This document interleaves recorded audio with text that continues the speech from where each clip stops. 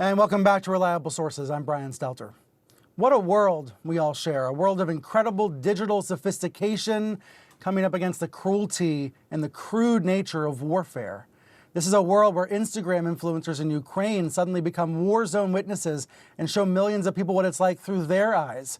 This is a world where urban warfare experts half a world away start tweeting tips for urban warfare so Ukrainians know how to use Molotov cocktails and conduct ambushes. It's a world where photos of charred corpses on the battlefield show up in your feed right next to a funny picture of your friend's pet. It's a world where some of the images and videos are accurate and others are not, and it's incredibly hard to know which is which. It's a world where a Ukrainian fighter's epic F-word rebuke of the Russians is captured on an audio recording and turned into a meme that goes viral around the world and is transformed into a protest message on a sign in DC thousands of miles away. It's a world where the creators of a game about civilians trying to survive a war, a game, donate their profits to the Ukrainian Red Cross when this becomes all too real. It's a world that feels incredibly interconnected and yet broken in some ways by this conflict. A world of information warfare, where memes and videos and tweets are not always what they seem. At the same time, this is being called a TikTok war, and for good reason. Because the buildup, the military escalation that Russia was denying was being shown on TikTok. Creators of Instagram videos and TikToks are also saying it's critical to speak out about conflict, so they are becoming anti-war activists. So we're seeing these tools being used in many different ways. Social media also in Russia's arsenal, of course. We're seeing lots of lies and propaganda being spread by those on those platforms. And now Twitter and YouTube and other companies are taking action against Russian state-owned outlets, trying to sort out fact from fiction on these platforms. It's an incredibly complex information warfare environment. At the same time, there are physical bombs being dropped. So let's return to our panel and also bring in David French. He's an Iraq War veteran. He's thought through these issues in great detail, and he is also a senior editor at the Dispatch. So he joins us along with our panel. David, how much of this does seem to you like a change in how the people around the world can consume and understand warfare because of all the images and content in our feeds? Is this a turning point? Well, I think it can do what social media does. It makes things both more real and immediate and sort of feel more tangible, and also more potentially misleading, because each one of these TikTok videos is a tiny little snapshot of a tiny little moment of time, often without any other overlaying context. And so you really would have to spend an enormous time with some real background to begin to piece together all of the pieces of the TikTok jigsaw puzzle. So on the one hand, it's serving the purpose of reminding of Americans that this war is incredibly brutal and we're collectively seeing incredible resilience from the Ukrainian people. At the same time, none of it is giving you an overall strategic view. None of it is really giving you a sort of an idea of where are Russian forces, what are the real casualties, what are the disposition of Ukrainian forces.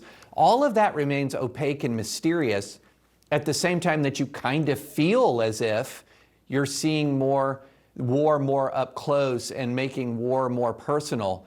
But I do think it's had the effect, honestly, of stiffening the resolve of the Western world more broadly. We've seen European countries really fall into line quickly on stiffer sanctions than a lot of people thought they'd agree with.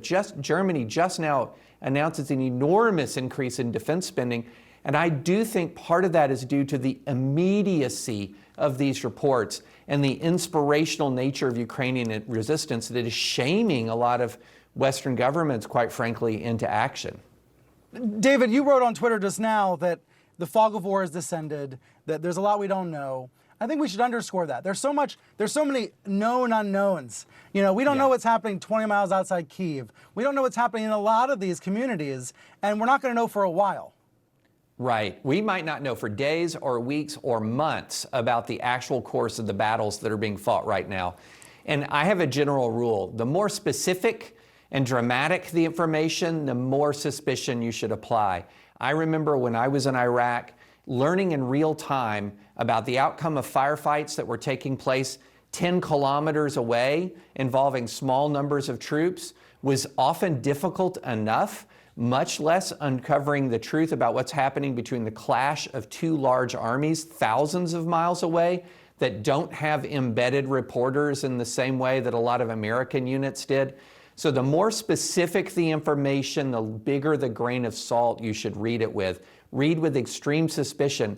Right now, the more reliable reports, quite frankly, are going to be the more high-level, more vague reports. Things like the Russians are disappointed by their progress so far. That's something that I think that we can be pretty sure about. Some report that says 15 kilometers from Kyiv, there was a tank battle involving X number of tanks destroyed and X number of Russian soldiers killed. Take that with a huge grain of salt, because we don't know. We don't have the resources to know. And in fact, we might not know for a long time exactly what happened, where, and when in this fight. Could chime in terms of what this means for Russians at home. There's a reason that the Kremlin is not announcing how many Russian soldiers have been killed. Again, with thanks to our friends at TV Rain, there was a decree signed by Vladimir Putin in 2015 that any operation not called a war justifies keeping in secret any troop numbers that are killed. And so we are not seeing that number, and we are not seeing this being called a war on Russian state television and Russian media, in large part because of this very decree. Yeah. Thank you, everybody, for this important conversation. And as Bianna said, we're going to talk next with a Russian TV anchor who's pushing back against the Putin narrative.